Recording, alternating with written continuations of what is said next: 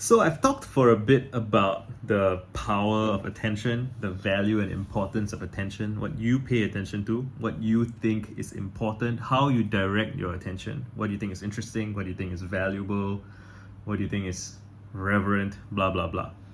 And one of my friends, Miss G, she pointed out something that I didn't quite connect the dots for in this way, which is that, first of all, gratitude feels amazing in the body, right? Like, usually I find that when I'm feeling really, really grateful and I'm thinking about, how my boss, ex-boss supported me and how my friends were there for me and how people have taken care of me and taught me stuff and helped me along.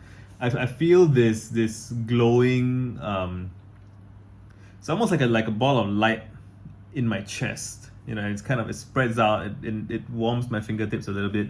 I have to really kind of meditate on it and kind of draw all my attention to it to really get the feeling strongly emotionally to start kind of tingling in my body. And when you really get deeply into that, it's very powerful and it feels very good. But I seldom sit down and actually practice gratitude exercises to the point where it feels that good. And I wonder why I don't do that. But the point is, it feels pretty good to spend some time doing gratitude exercises and just thinking about what you're grateful for.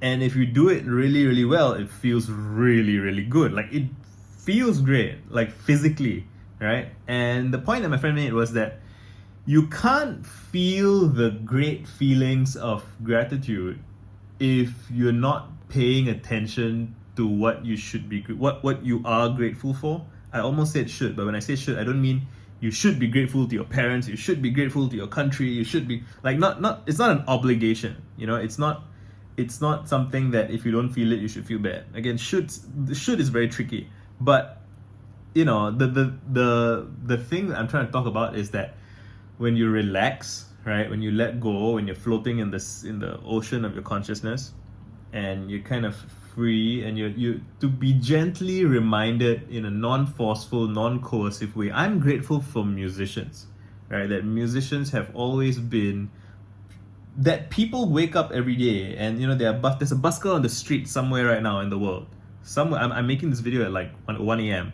But somewhere it's evening, somewhere it's the afternoon, and there's some guy or girl or them playing music on the street to liven up that street.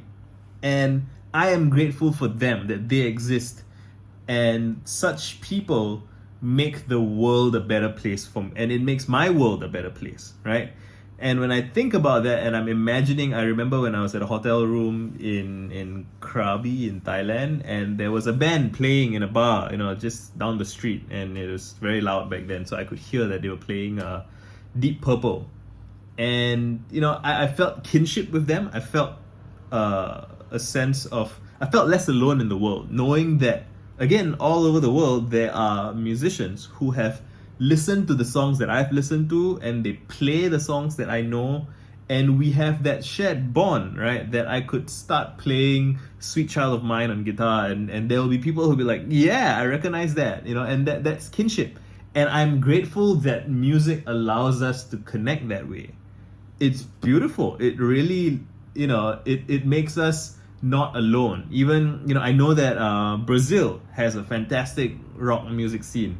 And I can't speak Portuguese, but I have this modality of music to relate to an entire population, right? Same in Japan, right? Or just music is this international language that we share, this emotional states, and it lets us connect.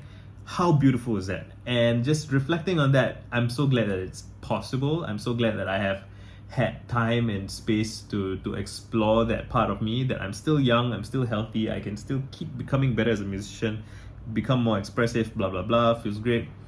And thing is, I'm not even here to talk about shoulds are tricky.